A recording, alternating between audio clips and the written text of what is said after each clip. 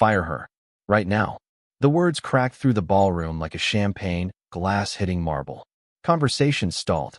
Silverware paused halfway to designer plates. Even the string quartet near the grand staircase seemed to lose a beat. Beneath a ceiling dripping with crystal chandeliers, more than 300 guests turned toward the source of the commotion. At the center of it all stood Ethan Sterling, billionaire CEO of Sterling Dynamics, a man whose name appeared on business magazines, financial networks, and the donation plaques mounted throughout the city. At 41, Ethan had built a reputation that was nearly as valuable as his company stock. Sharp suits, sharp instincts, sharp opinions. Tonight, he wore all three. His tailored midnight blue tuxedo looked flawless under the warm golden lights of the annual Horizon Foundation Gala, one of the most exclusive fundraising events in New York City. Investors mingled beside senators. Tech founders exchanged handshakes worth millions. Cameras flashed every few seconds. It was the kind of room where a single conversation could launch a company or destroy one. Standing a few feet away from Ethan was Naomi Carter, a 27-year-old black waitress in a neatly pressed service uniform. A silver tray rested calmly against her side. Unlike everyone else in the room, she didn't look startled. She didn't look embarrassed. She didn't even look angry. She simply looked at him. And somehow, that made the moment feel even stranger. Ethan pointed toward the ballroom exit. I said fire her. His voice carried easily across the room. If your staff can't follow simple instructions, maybe your management needs replacing too. Several guests exchanged uncomfortable glances. A hotel manager hurried forward, forcing a nervous smile. Mr. Sterling, I'm sure this is just a misunderstanding. A misunderstanding? Ethan scoffed. That's what you call it. A few people chuckled quietly. Others looked away. Nobody wanted to challenge the most influential donor in the building. Naomi remained silent. The manager turned toward her. Naomi, perhaps you should step into the back for a moment. But she didn't move. That was when Ethan's smile widened. Not because he was amused, because he expected compliance. Men like Ethan spent years becoming accustomed to obedience. Employees obeyed. Reporters obeyed.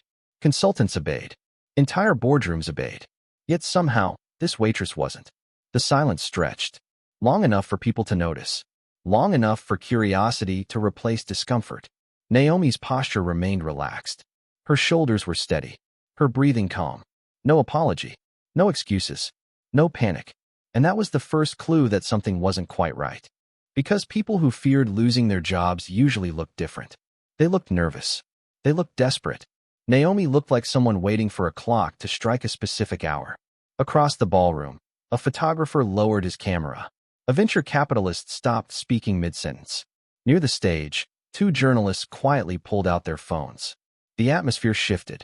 Not dramatically, just enough. Ethan noticed it too. His smile tightened slightly. Do you have something to say? He asked. Naomi met his eyes. Not yet. For simple words. Calm. Respectful. But somehow heavier than a speech. Ethan laughed once. Not yet.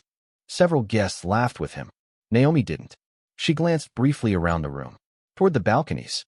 Toward the exits. Toward the security cameras mounted discreetly above the chandeliers. Then her eyes returned to Ethan. And for the first time all evening, a strange feeling crept into the billionaire's chest. It wasn't fear. Not yet. It was uncertainty. The kind successful people rarely experience. Because while Ethan Sterling believed he was controlling the story unfolding in front of everyone, Naomi Carter looked remarkably like someone who already knew how it ended.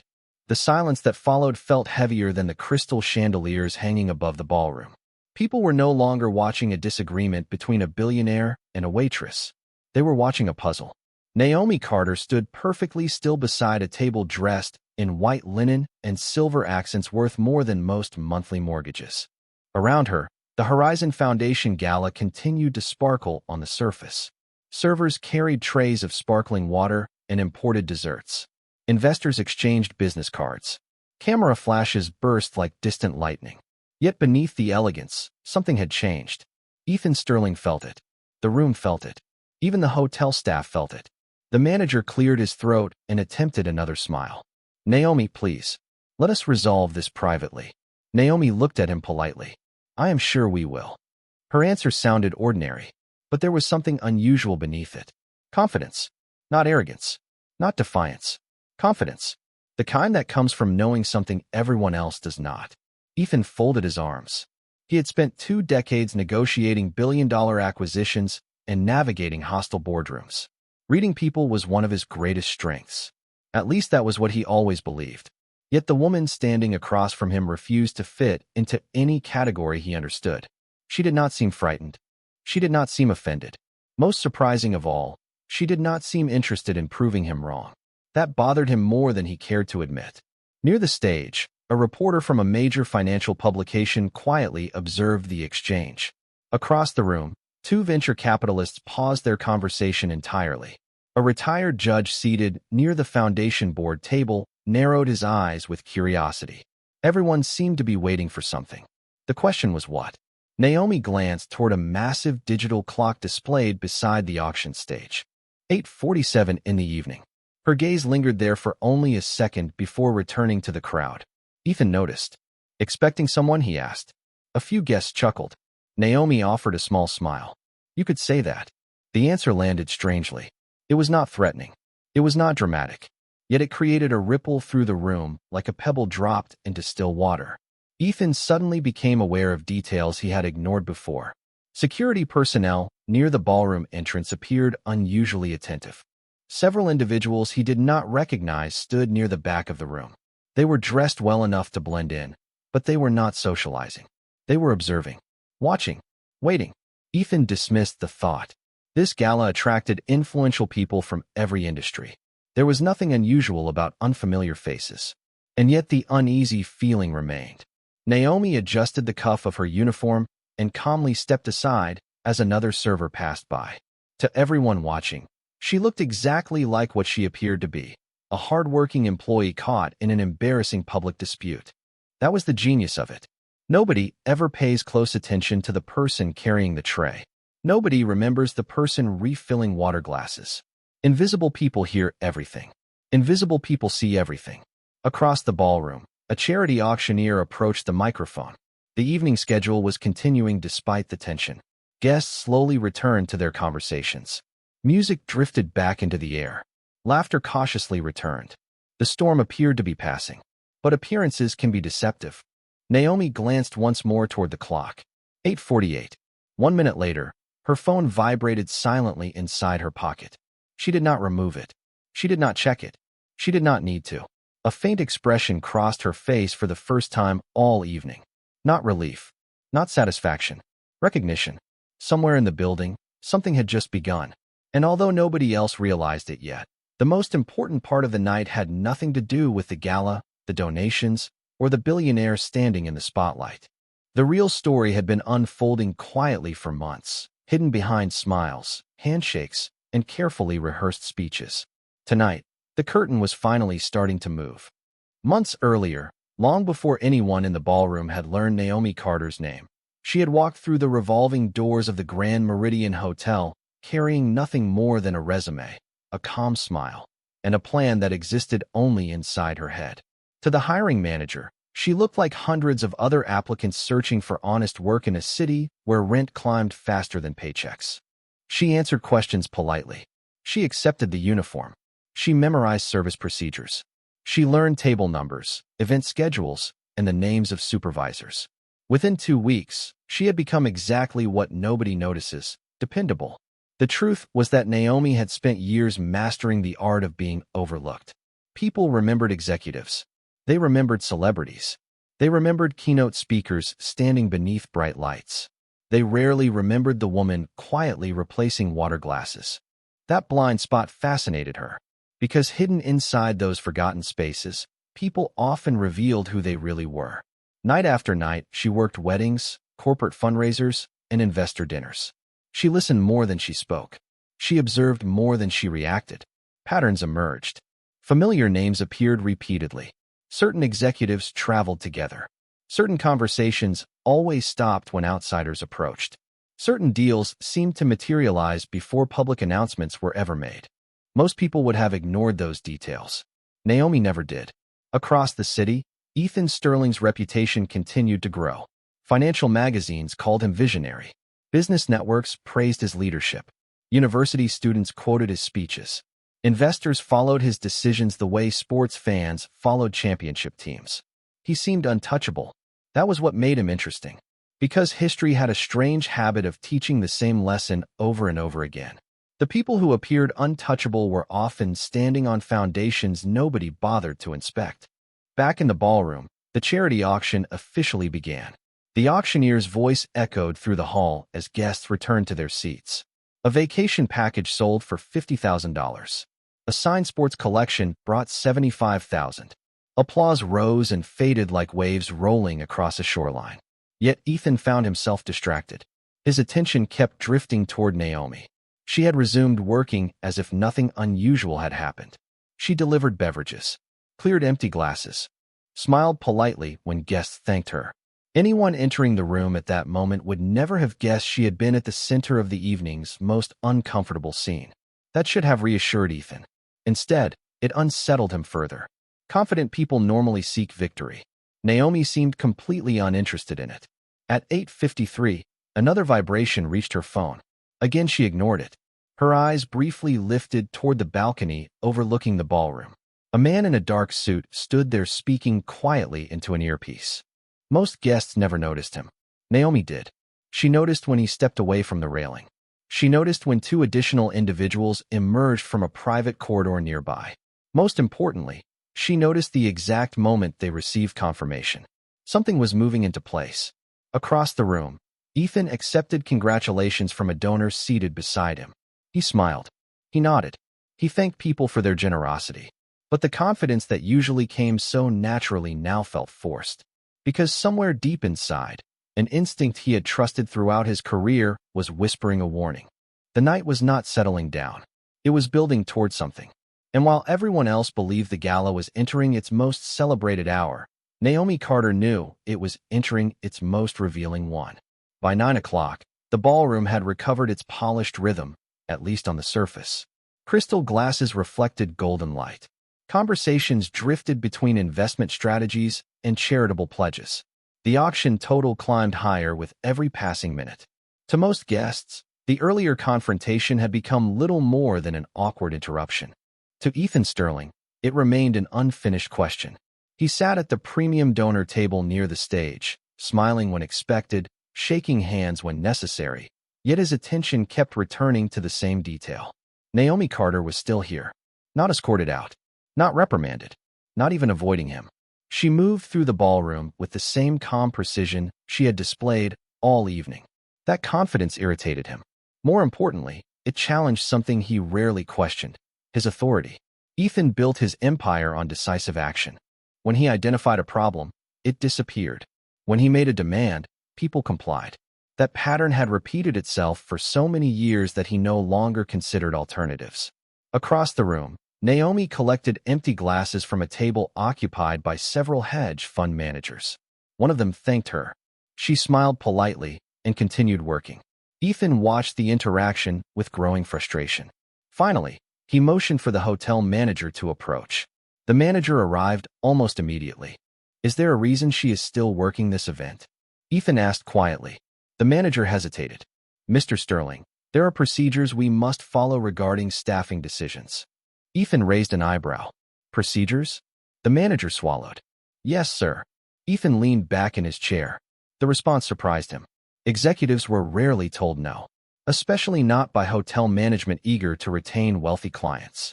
Nearby guests pretended not to listen while hearing every word. The atmosphere tightened once again. Ethan glanced toward Naomi. She was speaking with another server near the service station. For a brief moment, she looked toward him, not challenging him, not mocking him, simply observing. Somehow that felt worse. The auctioneer announced another winning bid, drawing applause from the crowd. Yet beneath the applause, small changes were becoming visible. Several individuals had quietly entered the ballroom through side entrances. They blended easily into the crowd. Expensive suits, professional posture, calm expressions. Nobody paid much attention to them. Nobody except Naomi. She noticed every arrival, every position, every silent exchange. The pieces were moving exactly as expected. Near the rear of the ballroom, a woman carrying a tablet stopped beside one of the newcomers and exchanged a few words. Another individual took position near the main exit. A third remained close to the stage. None of it appeared unusual unless someone knew what to look for. Naomi did. Months of preparation had taught her that major moments rarely arrive with dramatic fanfare. They arrive quietly, one small step at a time. Across the room, Ethan felt his phone vibrate. He checked the screen and frowned. A message from a senior executive at Sterling Dynamics had arrived unexpectedly. "Call me when possible. Urgent." Ethan dismissed it. Tonight was about public image, networking, and philanthropy. Whatever issue existed could wait until morning. Seconds later, another message appeared. Then a third. His expression tightened. Something was wrong. Around him, the gala continued sparkling beneath the chandeliers. Laughter echoed. Cameras flashed. Donors celebrated. Yet for the first time all evening, Ethan Sterling began to feel what Naomi had sensed hours earlier. The night was moving toward a destination neither money nor influence could stop. And somewhere beyond the ballroom doors, events already set in motion were beginning to arrive. At 9:12 in the evening, the first crack appeared in the perfect image Ethan Sterling had spent years building. It arrived not through a speech, a protest, or a public accusation, but through a phone call he could no longer ignore. The screen lit up again. This time it was not a message. It was Michael Grayson, the chief legal officer of Sterling Dynamics. Ethan excused himself from the donor table and stepped toward a quieter corner near a marble column overlooking the ballroom. The moment he answered, he knew something was wrong. Michael rarely sounded nervous. Tonight, he sounded shaken. "Where are you?" Michael asked. "At the gala," Ethan replied. "What is so urgent?" A pause followed. Then came words Ethan did not expect. "Several federal information requests were delivered to headquarters tonight." Ethan frowned. "What kind of requests?" Another pause. "The kind that usually means someone has been watching for a long time." The noise of the ballroom seemed to fade. Ethan looked across the room toward the crowd, toward the donors, toward the servers, toward Naomi Carter. She was arranging glasses near a service station, appearing completely unconcerned. "Who authorized this?" Ethan asked. "We do not know," Michael admitted. "But whoever is behind it has access to internal records, travel logs, meeting schedules, and communications dating back months." Ethan felt his jaw tighten. That was impossible. Sterling Dynamics maintained some of the most sophisticated corporate security systems in the country. Entire departments existed to prevent exactly this situation. "Find out who leaked it," Ethan said. "We are trying." The call ended. Ethan lowered the phone slowly. For the first time that evening, uncertainty became something more substantial. Not fear. Not yet. But concern. Real concern. Across the ballroom, Naomi continued moving between tables. Nobody watching her would have guessed she understood exactly what had just happened. Months earlier, she had entered the Grand Meridian carrying a uniform. Tonight, every detail she had spent months collecting was finally reaching the people authorized to examine it. Yet even now she felt no triumph. Only focus. Because experience had taught her that the most important moments often occurred just before the truth became visible. Nearby, a group of investors laughed at a joke. A photographer captured another image for tomorrow's society pages. The auction total surpassed $4 million and drew enthusiastic applause. The gala still looked successful. It still looked glamorous. But appearances can be deceptive. Naomi glanced toward the balcony again. The same individuals remained in position. Calm, patient, prepared. One of them checked his watch. Another nodded subtly. The timing was unfolding exactly as planned. Ethan returned to his table, but his confidence no longer fit him as comfortably as his tuxedo. Every conversation felt different now. Every smile seemed harder to read. He found himself studying faces, wondering what they knew, wondering who had been watching, wondering how long the problem had existed without his knowledge. Then something unexpected happened. Naomi walked directly past his table. For a brief moment their eyes met. Neither spoke. Neither smiled. Yet in that silent exchange, Ethan sensed something he had missed earlier. She was not acting like someone hoping to avoid attention. She was acting like someone waiting for confirmation. And somewhere inside him, a realization began to form. The waitress he had dismissed hours ago might be connected to the very questions now threatening to consume his evening. The only problem was that he still had no idea how deeply connected she really was. At 9:21, the waiting ended. The ballroom lights remained warm and elegant. The music still floated through the air. Guests continued bidding on luxury experiences and charitable packages. Yet beneath the polished surface, an invisible line had been crossed. Naomi felt at the moment her phone vibrated a third time. This time, she reached into her pocket. Not dramatically, not urgently, calmly. She glanced at the screen for less than a second before locking it again. Message received. Authorization confirmed. The operation had officially moved to its final stage. Across the room, Ethan Sterling noticed the movement immediately. Something about it felt deliberate. Until now, every action Naomi had taken seemed measured, controlled, purposeful. This felt different. It felt final. Ethan pushed back from his chair and stood. Several guests looked toward him. He ignored them. His attention remained fixed on Naomi as she crossed the ballroom carrying a silver tray. She looked exactly the same as she had hours earlier. The same uniform, the same calm expression, the same quiet confidence. Yet now Ethan could no longer dismiss the feeling that she was connected to everything unfolding around him. He intercepted her near the center of the ballroom. Nearby conversations faded as people sensed another confrontation approaching. "I think it is time you tell me what is going on," Ethan said. Naomi stopped walking. Her eyes met his. Around them, dozens of guests pretended not to watch. "I am doing my job," she replied. "Your job?" Ethan asked. Interesting answer. Naomi said nothing. Ethan studied her face, searching for weakness, uncertainty, anything that would restore the balance he was accustomed to controlling. He found none. The silence stretched between them. Then a new sound entered the room. The ballroom doors opened. Not forcefully, not dramatically, simply opened. Several people glanced toward the entrance. A group of professionally dressed individuals entered and spread quietly throughout the room. They moved with confidence, but without urgency. Most guests assumed they were late arrivals. Naomi knew better. So did the people positioned on the balcony. Ethan followed the movement with his eyes.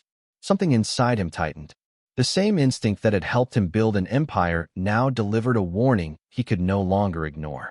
The newcomers were not here for the gala. They were here for something else.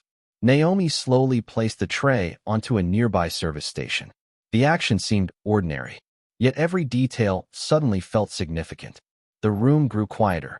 Conversations slowed. Phones appeared in hands. Curiosity spread through the crowd like a ripple moving across still water. Ethan looked back at Naomi. "Who are you?" he asked.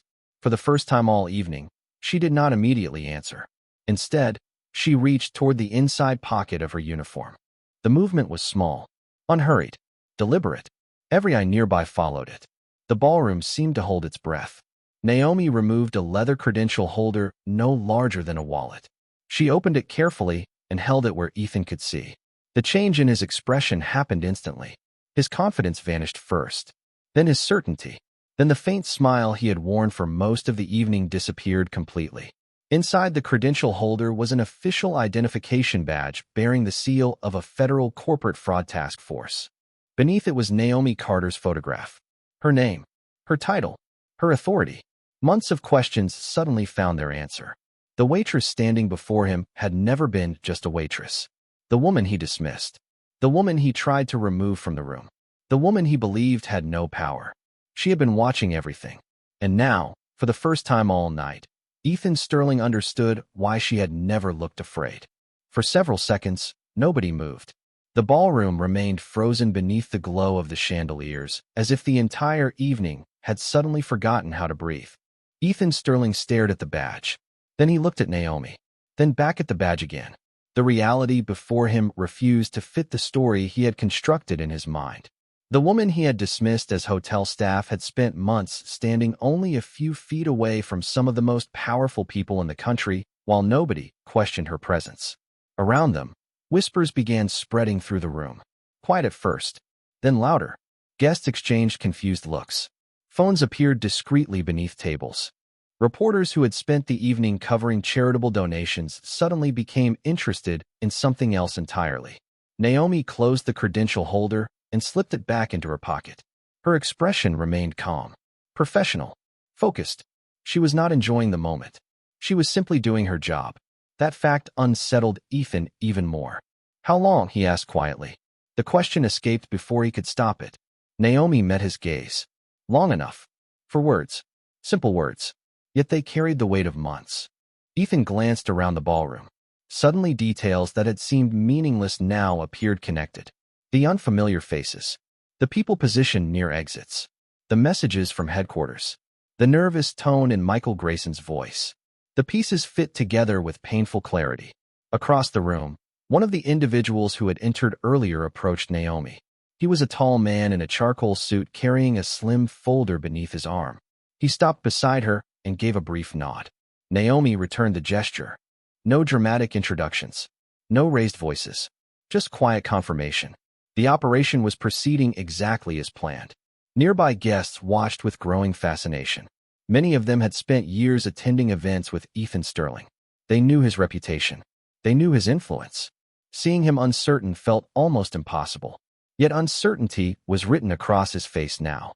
The man in the charcoal suit opened the folder and reviewed several pages. Another individual joined him carrying a tablet. Information was exchanged calmly, methodically, professionally.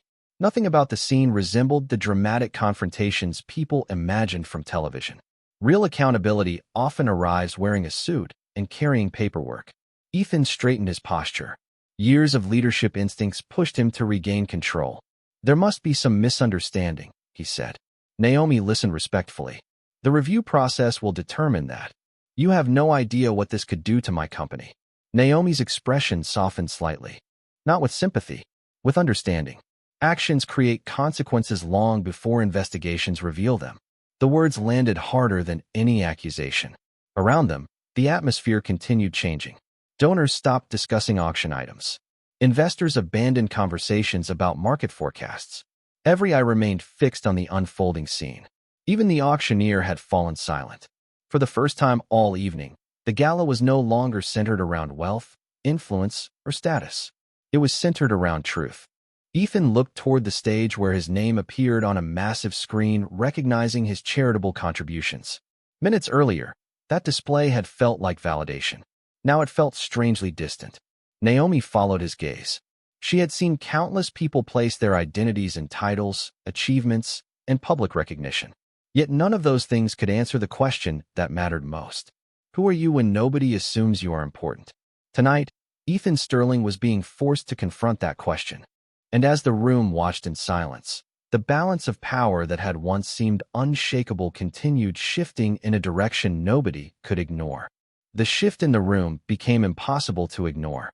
What had begun as a celebration of influence now felt like a lesson in how quickly influence could evaporate when questions replaced assumptions. The individuals working alongside Naomi continued their review with quiet efficiency. No raised voices. No dramatic announcements. Just careful conversations, verified documents, and a growing awareness among the guests that something significant was unfolding before their eyes. Ethan Sterling stood near the center of the ballroom, surrounded by people, yet suddenly isolated by uncertainty. Throughout his career, he had always been the person others looked to for answers. Tonight, he was the one searching for them. Around him, investors exchanged cautious glances. Several executives from other companies quietly stepped away to make phone calls. Reporters who had arrived expecting photographs of charitable giving were now taking notes with renewed interest. Information travels quickly in rooms filled with influential people. Questions travel even faster. Across the ballroom, a large screen continued displaying highlights from the foundation's achievements. Images of scholarships, community projects, and educational programs rotated behind the stage. The contrast was striking. Public image occupied one side of the room. Private reality occupied the other. Naomi understood that contrast better than most. For months, she had attended events exactly like this one. She had watched powerful people discuss ethics beneath crystal chandeliers. She had listened to speeches about accountability while observing behavior that revealed entirely different priorities. The lesson never changed. Character appears most clearly when someone believes nobody is watching. Near the donor tables, conversations shifted from confidence to speculation. One guest recalled seeing Naomi at previous events. Another realized she had attended more executive gatherings than any ordinary hotel employee normally would. Small observations began connecting into a larger picture. The invisible waitress people barely noticed had been quietly present during some of the most important meetings of the year. Ethan's phone continued vibrating. Calls. Messages. Requests for clarification. The device felt heavier with every notification. Finally, he silenced it and slipped it into his pocket. For the first time in years, there was nothing he could solve with a quick decision or a confident statement. Some situations move beyond control long before people realize it. Across the room, Naomi spoke briefly with the man carrying the folder. He nodded and handed her a document. She reviewed it carefully before returning it. Everything remained professional, measured, respectful. The purpose was not humiliation. The purpose was truth. That distinction mattered. One of the journalists approached the edge of the gathering but stopped short of interrupting. Others followed. The story was no longer about a gala. It was no longer about donations or prestige. It had become something far more compelling. A story about assumptions, about power, about the danger of believing a title tells you everything you need to know about a person. Ethan looked toward Naomi once more. This time he did not see a waitress. He saw someone who had demonstrated patience, discipline, and focus for months without seeking recognition. The realization landed with uncomfortable clarity. The person he had considered least important in the room had understood the room better than anyone else. Around them, the ballroom continued glowing beneath the chandeliers. Yet the atmosphere felt completely different now. Because once the truth begins stepping into the light, even the most carefully constructed image can no longer hide in the shadows. By 9:45, the gala had become something nobody expected when they stepped beneath the chandeliers that evening. The auction was over. The speeches had stopped. The attention of the entire room had settled on a lesson far more memorable than any fundraising goal. Naomi Carter stood near the edge of the ballroom, no longer carrying a tray, no longer blending into the background. Yet even now she did not seek the spotlight. She never had. Around her, conversations continued in hushed voices as guests tried to process everything they had witnessed. Some looked surprised. Others looked embarrassed. Many simply looked thoughtful. Because the truth revealed that night was not only about Ethan Sterling. It was about everyone who had made assumptions without asking questions. Ethan remained near the center of the room. The confidence that once seemed permanent had given way to reflection. For the first time all evening, he was no longer focused on controlling the situation. He was focused on understanding it. He watched as people moved around the ballroom. Investors, journalists, donors, staff members. Faces he had barely noticed before suddenly seemed different. More human, more individual, less like titles and roles. The realization was uncomfortable, but it was real. After a long silence, Ethan approached Naomi one final time. The crowd noticed immediately. Once again, conversations faded. Once again, eyes followed them. Yet this moment felt different from the confrontation earlier in the evening. There was no anger now, no authority, no performance, just honesty.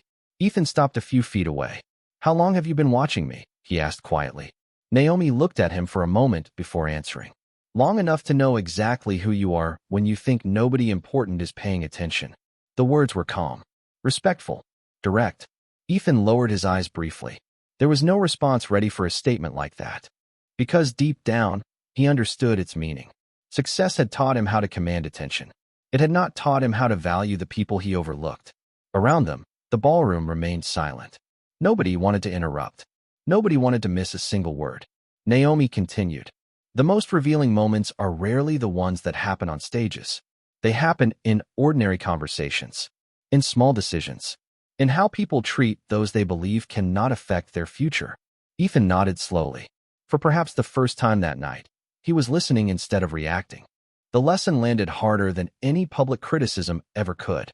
Not because it attacked him, because it exposed a blind spot he had never examined.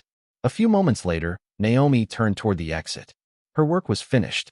The months of preparation, observation, and patience had led to this point. She did not celebrate. She did not boast. She simply walked away.